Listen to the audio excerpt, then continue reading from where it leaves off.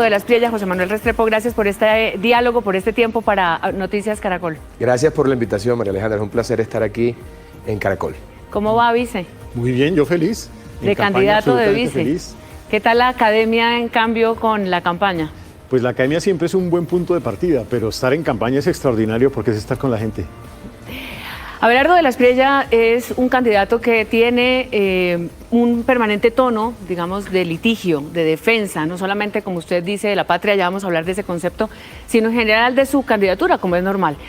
¿Qué ha aprendido de usted con ese ejercicio de la defensa del sistema judicial colombiano? ¿Cómo lo califica hoy? Bueno, yo soy un hombre formado en el derecho y conozco muy bien nuestra rama judicial.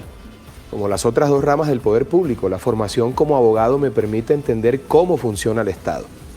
Y tengo perfectamente claro que hay unos problemas estructurales en la justicia colombiana, como por ejemplo la falta de atención o el acceso para el ciudadano de a pie para la justicia. Y dos, 70% de los capturados en flagrancia terminan libres y son reincidentes. Eso hay que resolverlo y eso hay que concertarlo con la rama judicial, porque sé exactamente dónde están los problemas. Y lo que tenemos que hacer aquí es tratar desde el gobierno, con la rama judicial, de buscar la salida para llevarle a todo el pueblo colombiano una mejor administración de justicia, que es lo que debe ser y por lo que tenemos que trabajar. ¿Cuáles son los vacíos que tiene nuestro sistema de justicia para poder concretar una verdadera efectividad frente a una presión criminal tan importante como la que tiene Colombia? Estos fenómenos criminales que tiene Colombia no son los de cualquier país.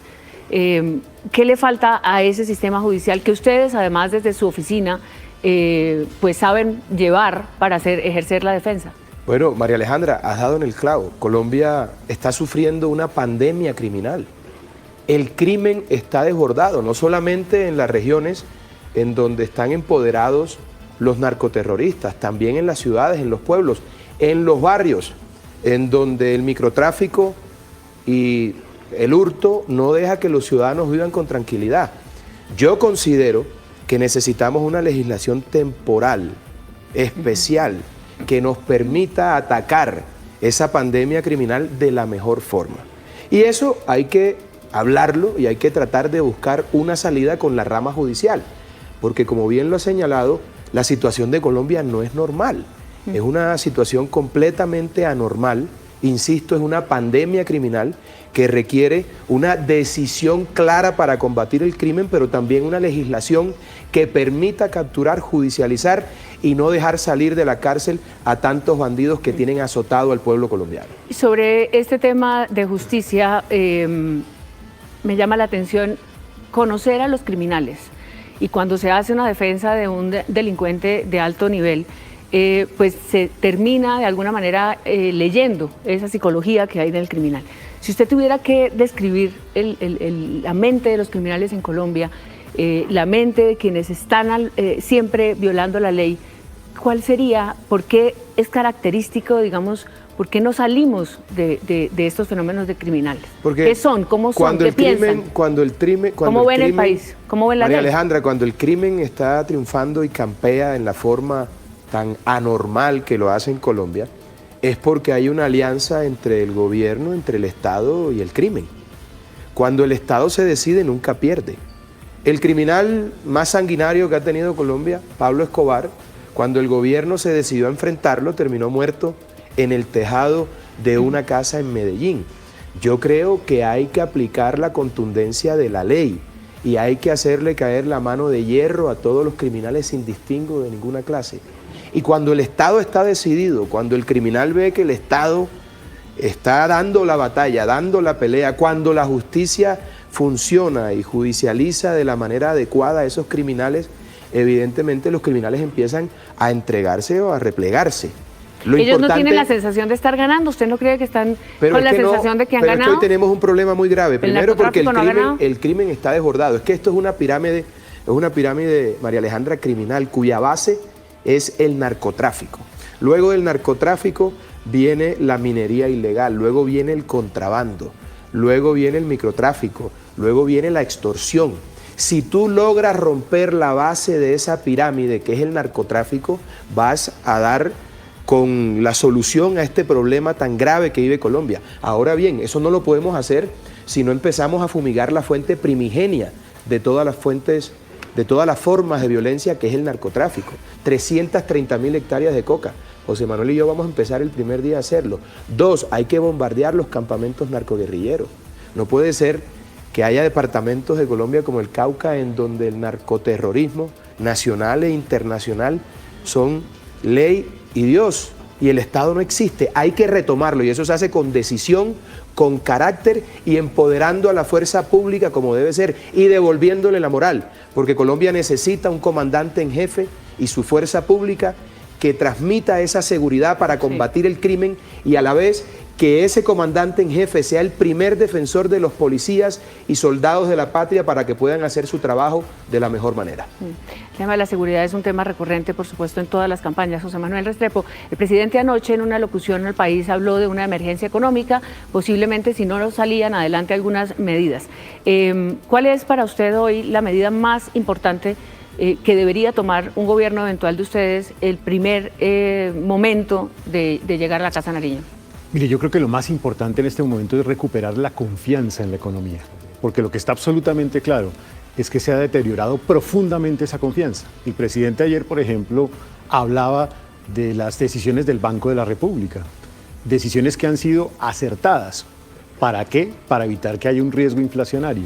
Decisiones que, entre otras, además, no pueden evitar el incremento en el costo de la deuda pública, que es una demostración de la pérdida de confianza de este gobierno. Entonces, ¿qué tiene que hacer un gobierno sensato?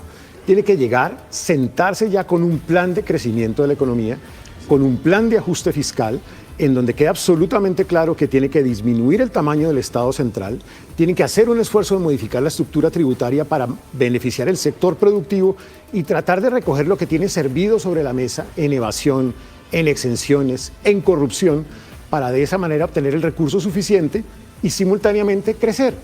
¿Y crecer qué significa? Tener una apuesta productiva, una apuesta que le permita a Colombia llegar al 6%, pero no crecer como estamos hoy en día creciendo a punta de déficit fiscal, crecer con agrotecnología, con turismo, con industria 4.0, con servicios basados en conocimiento, con energías renovables no convencionales, y enviarle una señal de tranquilidad a los mercados y calificadoras de riesgo de que aquí hay un equipo económico que sabe cómo gobernar el país. Claro, mira que es un punto muy importante, porque Colombia tiene dos grandes tragedias hoy: la inseguridad y el desastre económico.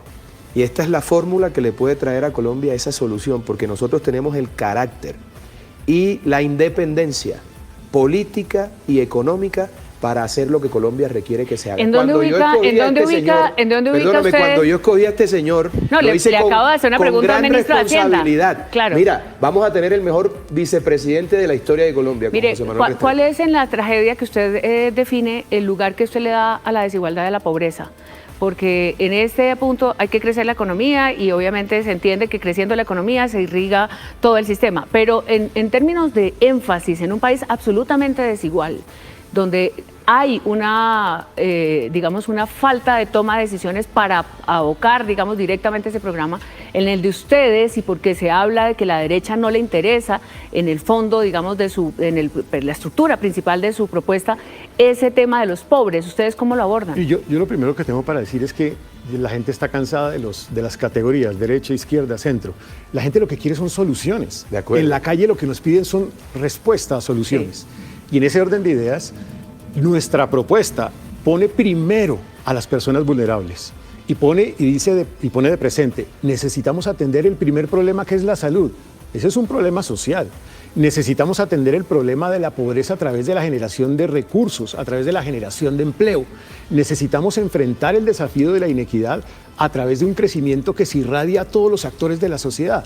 Entonces, nuestra propuesta es una propuesta de crecimiento y de ajuste fiscal en beneficio de los más vulnerables. Sí, yo menciono esto en términos un poco de los lugares comunes que hay alrededor de las definiciones ideológicas. Alguien nos decía, sí va a ser una decisión ideológica, sí se está marcando un camino ideológico en esta campaña. Yo creo que Abelardo de la Espriella lo ha hecho muy enfático en su campaña. No, es que se parte de un supuesto falso. A nosotros, nuestra mayor preocupación son los pobres, la gente humilde. Colombia tiene 20 millones de compatriotas que se van con una mala comida a la cama. Así es. Hay barrios de Barranquilla en los que la gente cocina periódico. Esa es nuestra principal preocupación. Pero en un gobierno de izquierda radical donde se destruye el aparato productivo, que es el que genera la riqueza, porque el Estado no genera riqueza, el Estado genera condiciones para que los particulares generemos riquezas y con el pago de esos impuestos se hacen las inversiones sociales. En un gobierno de extrema izquierda no puede haber, más allá de los subsidios que terminan un día por acabar con todo, no puede haber más allá de eso ayuda social. En cambio, cuando hay un gobierno que piensa en una economía libre de mercado, se puede generar la dinámica para generar esos recursos y hacer la inversión social. Allí se parte de un supuesto falso. Cuénteme. La izquierda tiene el discurso de lo social, pero no tiene el fondo, porque al final del día, destruyendo el aparato productivo, no pueden generar los recursos que se requieren para hacer la inversión social. En resumen, nosotros estamos preocupados por los más pobres, y como estamos preocupados por los más pobres, las primeras acciones de gobierno, un plan de choque para en 90 días estabilizar el sistema de salud. Con nosotros nadie se va a quedar sin atención médica y sin sus medicamentos. Los subsidios para las madres... ¿De dónde se va a financiar ese plan de choque? Ya te cuento, los subsidios para las madres cabezas de familia. Y tenemos que ver qué hacemos con los ninis, que son los jóvenes que ni estudian ni trabajan. Les tenemos que ofrecer una oportunidad de educación en innovación, nuevas tecnologías para que puedan ser productivos. Así que lo social es fundamental para nosotros y eso no tiene color político, porque la gente lo que quiere son soluciones, no discusiones ideológicas. Muy bien, preguntaba por el hecho específico del recurso para atender una emergencia de salud. Todas las campañas dicen un plan de choque en los primeros 30 días. Esa es la diferencia. Nosotros no solamente decimos, sino hacemos. Son 10 billones de pesos. Así es. Y 10 billones de pesos que hay que conseguirlos de distintos lados. Primero, modificar lo que se hizo mal en los cambios que se le hicieron a la UPC, la unidad de pago por capitación, porque ahí se incluyeron costos que se convirtieron casi que en clientela política, como por ejemplo parte de los equipos básicos médicos y otros costos adicionales, por lo menos 4 billones de pesos allí. Segundo, hay que llegar a exigirle eficiencia a las EPS administrativas. Hay unas EPS del 10% de costo de ingreso y otras de 7%. Hay que establecer un tope y exigirle a las EPS que sean eficientes. Hay también una cantidad de recursos allí dentro del sistema que están dirigidos hacia la infraestructura hospitalaria que se están utilizando para burocracia, entre otros temas, y no los entro a calificar, casi 3 billones de pesos. Ahí está la plata. Y podemos entrar también a revisar parte del recurso del ADRES que está mal distribuido. ¿No necesitan una medida excepcional? ¿No va a entrar el gobierno eventual de ustedes a un plan de choque económico con medidas excepcionales? Lo primero que hay que entrar a ver es cómo es el grado de destrucción. Decretos de Nosotros ya hicimos emergencia. la estimación de los 10 billones, pero seguramente va a haber muchos más problemas en la realidad, porque es que el país va a heredar la peor crisis fiscal en la historia. En toda su historia. Con problemas de recursos en seguridad, problemas de recursos en salud, en el sector energético. Entonces vamos a tener que entrar de frente a revisar cuál es el estado de las cosas. Pero en principio, para el plan de choque de estabilización de la salud no se requiere una medida excepcional. Okay. Porque esos 10 millones, de esos 10 billones salen, como te lo ha indicado José Manuel, de esos clarísimos puntos que hemos determinado, como por ejemplo el tema de la UPC y lo que está ocurriendo en todo el tema administrativo. Sí. Eso lo tenemos claro, pero nosotros vamos a llegar a hacer un corte de cuentas. No se trata de espejo retrovisor, tenemos la responsabilidad de que si estamos recibiendo un país en una situación tan compleja, de hacer una auditoría para ver cómo está realmente. Y luego de esa auditoría tomaremos decisiones para hacer lo que en derecho corresponda, para sacar a nuestro país del foso profundo y llevarlo a ese lugar de grandeza que proponemos José Manuel y yo, que es la patria milagro, porque Colombia tiene todo para ser una gran nación y aquí estamos nosotros para hacerlo, porque nosotros no somos mercaderes de ilusiones, somos, María Alejandra, empresarios de realidades. Hay una promesa, usted la acaba de mencionar, y es hacer de Colombia un milagro. Los milagros realmente pues pertenecen y corresponden a una concepción divina, digamos, del cambio mágico un poco de las cosas. El milagro en Colombia pasa por una legitimidad del liderazgo. Esa legitimidad se construye también en términos del respeto, por supuesto, constitucional y el respeto en ese caso a la oposición. ¿Cuáles son las garantías que va a tener la oposición en una campaña que ha sido tan confrontacional, digamos, con este otro país que también está surgiendo y que también hace parte de su patria? Mira, es que la campaña es confrontacional porque Esa es la naturaleza de la política. La política polariza. A eso no hay que tenerle miedo. Pero el gobierno es otra cosa, porque el presidente representa la unidad de la nación por mandato constitucional. Yo voy a ser el presidente también de los que no votaron por mí y voy a respetar a la oposición. Nosotros acatamos el Estado de Derecho, ni un centímetro por fuera de la Constitución. Ese es nuestro límite. Y por supuesto, el trabajo político consiste en que haya una oposición con garantías y nosotros, que vamos a ganar las elecciones y vamos a estar en el poder, vamos a plantear nuestra visión de país, que es esa nación milagro. Y tú dices que es un concepto un poco etéreo. No, Colombia tiene todo para ser una gran nación. El tema es por qué no hemos llegado a ser una gran nación.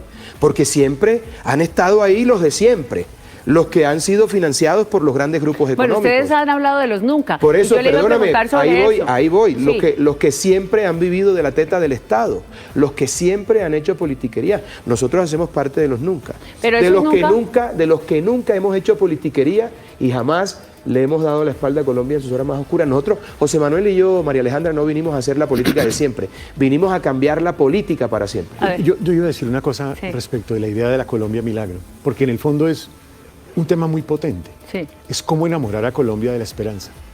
Y yo creo que este es un propósito en donde no solamente serán quienes votaron por nosotros que entren a esa Colombia milagro. Aquí vamos a hacer el esfuerzo de invitar a toda la sociedad, aún eventualmente aquellos que votaron por Iván Cepeda y que nosotros sabremos de derrotar. Pero una cosa importante, el milagro es un tema que puede ser real y los colombianos tenemos que creernos esa historia, en el sentido de que ¿por qué sucedió en Corea del Sur? ¿Por qué sucedió en Singapur? De acuerdo. Pues los colombianos tenemos de sobra para lograrlo, en talento, en biodiversidad, en territorios pujantes. Solamente el contacto que estamos teniendo en las regiones nos demuestra que sí es posible construir un país con esperanza. O sea, tenemos todo para ser una gran nación y hay que aprovechar eso. El concepto digamos, el concepto no, lanzarse a la presidencia. Yo no sé hace cuánto tiempo lo estaba usted pensando. ¿Hace cuánto lo estaba pensando?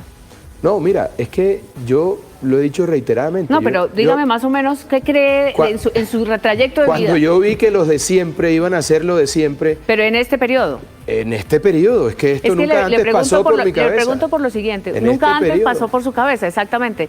La vocación de lo público, la vocación por el país, la vocación por servir, es una vocación, le estoy diciendo. Hay por mucha ayudar gente que a los que más necesitan también. Claro, pero eso requiere también, obviamente, de un proceso, o en algunos casos, de conocer el Estado. Usted dice, lo conozco por mi ejercicio de abogado. ¿Realmente hay una vocación de lo público o este escenario, digamos, reciente es hagamos una campaña, pongamos un mensaje emocional, vamos a hacer una propuesta para aparecer en este momento de confusión, digamos, de esta incertidumbre? No. ¿Hacia dónde y dónde soporta usted su vocación mira, pública? se llama patriotismo. Ajá. Cuando tú tienes tu vida resuelta, pero tu país está pasando sus horas más oscuras, y tú decides dar un paso al frente, eso se llama patriotismo, que es la virtud republicana más grande de todas. Ahora bien, yo estoy claro que si no se derrota a la izquierda de la manera en que debe derrotarse, con la candidatura adecuada, se va a perder el país, de cualquier manera. Dicho de otra forma, no solamente es ganar, sino ganar con la persona adecuada, que tenga el carácter y la independencia para hacer lo que Colombia requiere. Ahora bien, que una persona haya estado pegada de la teta del Estado no garantiza que haga una buena labor. Quien es hoy presidente de la República ha pasado por todos los puestos y su gobierno ha sido un desastre. Que no me vengan a decir a mí que las cosas van a cambiar haciéndola con los mismos de siempre. Si tú quieres un resultado igual, hazlo con los de siempre. Si quieres un resultado diferente, hazlo con el outsider, porque te digo algo, es que esto es muy importante, porque es que Colombia por primera vez en la historia tiene un candidato a la presidencia que es independiente en lo económico, a mí no me financia ningún grupo económico, e independiente en lo político, yo solamente me debo al pueblo colombiano, que es el que me tiene. ¿Y con quién va a gobernar? ¿Cómo va a garantizar la gobernabilidad y la relación con los políticos? Es que son dos cosas distintas. A ver, esta es una campaña que no tiene rótulos de partidos, esta es una campaña que defiende un movimiento popular. De otra manera no se explica que un tipo que no tiene trayectoria política, que no tiene estructura política y que no ha vivido de la teta del Estado esté hoy con gran opción de ser el próximo presidente de la República. Aquí nos ha traído el fervor popular porque logramos conectar con la gente. Esto no es un movimiento político, es un movimiento popular. Y aquí esto se hace como lo hemos venido haciendo. Yo no he necesitado aquí de rótulos de partidos para llegar donde estoy. Entonces, el gobierno es una cosa completamente diferente. Sobre la base de una reforma. ¿Cómo se hace la campaña se gobierna? No, perdóname, es que aquí no va a haber negociación de puestos y contratos. Aquí hay unos proyectos para el país. La coalición que se pueda formar en el Congreso tendrá que decirle al país si está de acuerdo con esas necesidades de Colombia o si está pendiente de contratos y puestos. Con nosotros la cosa es diferente e insisto, María Alejandra, nosotros, José Manuel y yo, no vinimos a hacer la política de siempre, vinimos a cambiar la política para siempre. Yo quería volver sobre el tema del servicio, porque es que en el ejercicio de la construcción de la política, que es el arte de buscar el bien común, uno lo puede hacer desde distintos escenarios, lo puede hacer desde la academia, lo puede hacer desde el sector privado, lo puede hacer desde el sector público. Pero donde más efecto tienes desde aquí. Diciendo eso, en esta combinación se combina todos esos tres escenarios. Claro. El escenario de lo público, el escenario de lo privado y el escenario de lo académico. Luego es genuinamente una fórmula que está en función de la construcción del servicio a la sociedad. Y yo estoy aquí y te cierro con esto, si te parece esa pregunta.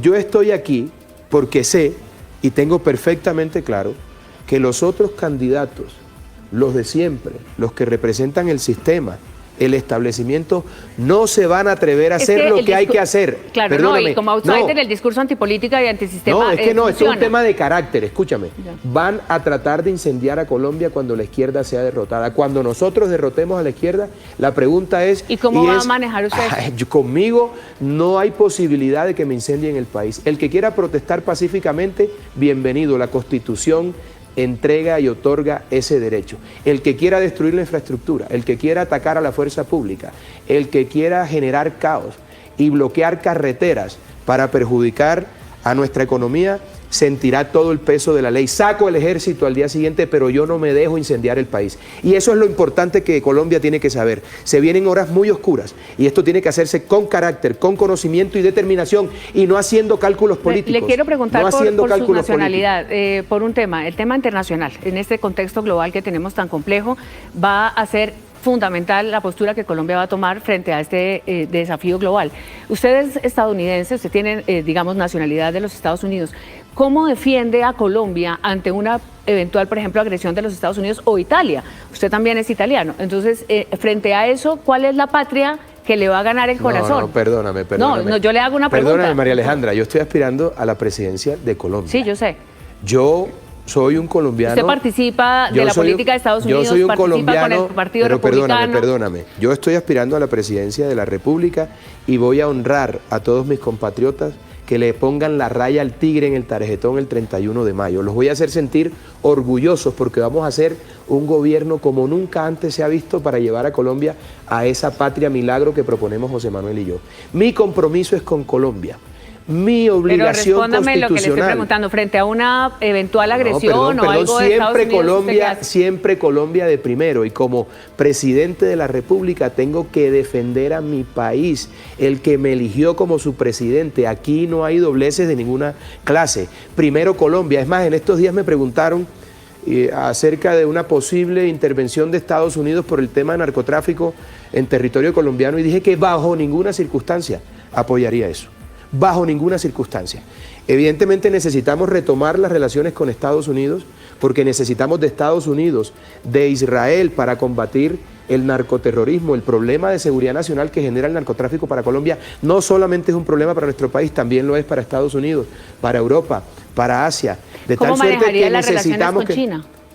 Eso es una pregunta muy importante porque para nosotros las relaciones más importantes, para que quede claro, son con Estados Unidos, con el Estado de Israel y con Europa, y con China habrá que tener una relación fluida en el marco de lo que necesita nuestro país y lo que le conviene a las relaciones internacionales de nuestro país. Hay una circunstancia en su ejercicio, es que tenemos que aprovechar el tiempo. En el ejercicio de. Pero espérate, que el vicepresidente iba a decir algo y sí, le mochilaste la respuesta. No, déjeme, yo le pregunto esto y ya enseguida voy con José Manuel Restrepo.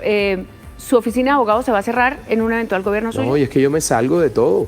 ¿Pero se va a cerrar su oficina? ¿Por qué habría de cerrarse? Porque no es una situación que entraría en conflicto. No, María Alejandra, de ninguna manera, porque no hay temas con el Estado.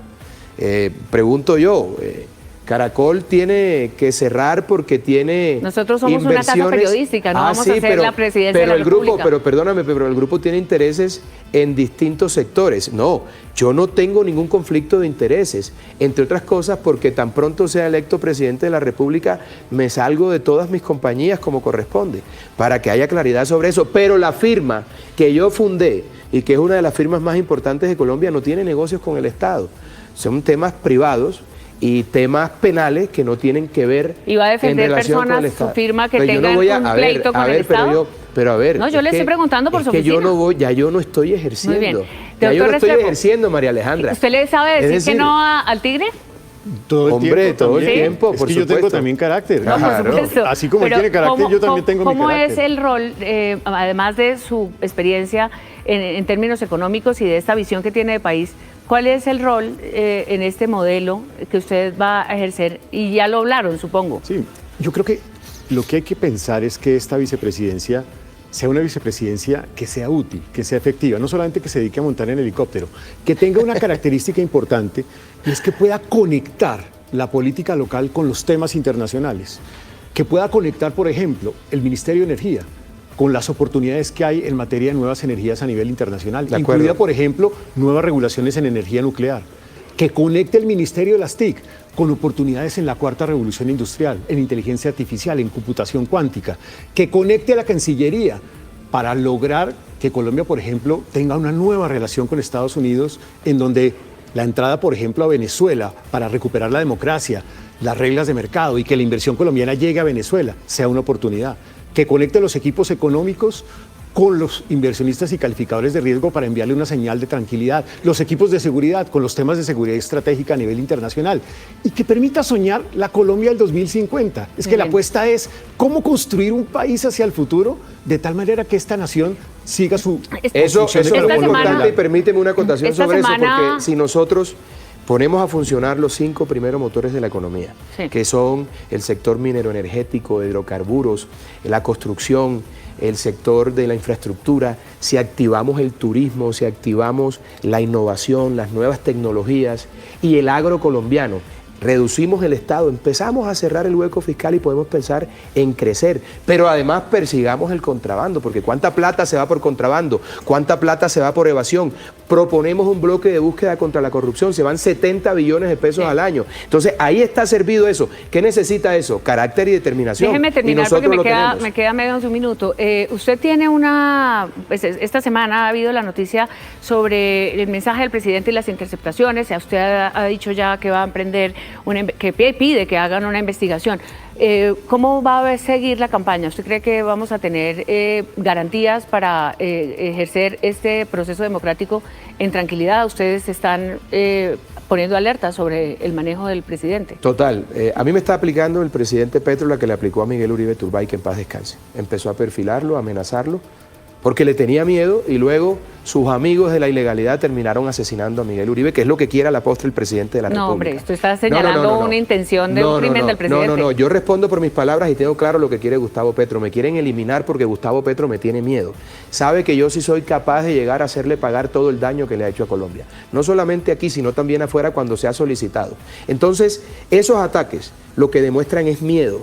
Toda la campaña negra que se ha orquestado desde el establecimiento, desde medios públicos y privados para difamarme durante 9 meses por mi ejercicio profesional, porque no tienen nada más que decir. Yo ejercí una labor legal que está amparada por la Constitución y la ley y no tengo ni una sanción disciplinaria ni una sanción penal por eso en 22 años de ejercicio. Entonces, lo que salga por fuera de los fallos es opinión, los fallos son certezas. Entonces Petro sabe que yo sí voy a llegar a poner los puntos sobre las sillas, que tengo el carácter, que tengo la ardentía, que tengo el talante para hacer lo que hay que hacer y me quieren eliminar moralmente, me quieren eliminar físicamente porque ya lo otro no ha funcionado y ahora me quiere armar un montaje. El montaje de lo de Thomas Gregg es una locura. Yo no conozco a los señores Bautista, nunca me he sentado con esos señores, no tengo nada que ver con el contrato de los pasaportes, pero hace 2 meses también el presidente de la República dijo que yo estaba detrás de los negocios de Urrá. No conozco a nadie de Urrá en el departamento de Córdoba. ¿Va a ir a los debates? Yo voy a ir a los debates. ¿Va a venir a los debates? Si va Cepeda, con el mayor gusto, pero si no va Cepeda, te pongo este ejemplo. No, te pongo este ejemplo. No va Cepeda. va Paloma, va Sergio Fajardo y Claudia López, que no me ha bajado con los ataques y con los peores epítetos durante toda esta campaña, ¿qué sentido tiene? Lo que tiene sentido es esto, que vayamos a un debate con Cepeda. Si Cepeda no va, a mí me gustaría tener unos encuentros que no fueran debates, sino unos conversatorios con Paloma y su fórmula, porque yo tengo que ser muy cuidadoso, yo soy un gallo de pelea, yo soy un tigre, yo no puedo entrar al ruedo en un debate y no atacar, entonces tengo que ser muy cuidadoso. ¿Y entonces qué le preocupa que lo ataquen? No, pero yo tengo que ser muy respetuoso. No, lo digo no por atacar, pero los debates son el escenario de la deliberación democrática. Llevo 20 años aguantando todo tipo de ataques y 9 meses me han inventado pues todo.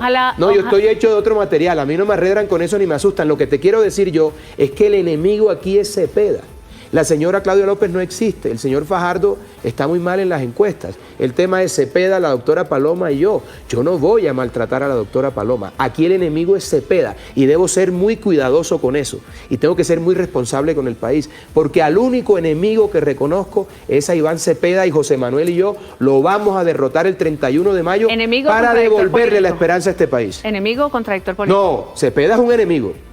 Yo no ando con esas agüitas tibias. Yo estoy haciendo las preguntas. Que quede claro y con todas sus letras. Cepeda es un enemigo de la patria porque quiere instaurar definitivamente en Colombia un modelo político, económico, social y cultural que ha fracasado en todo el mundo y que ha dejado millones de muertos.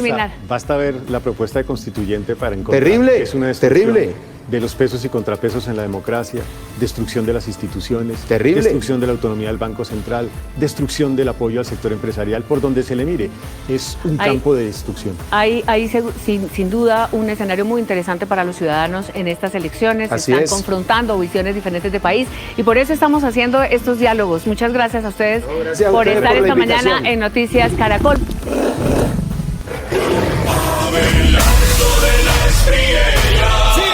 Patria.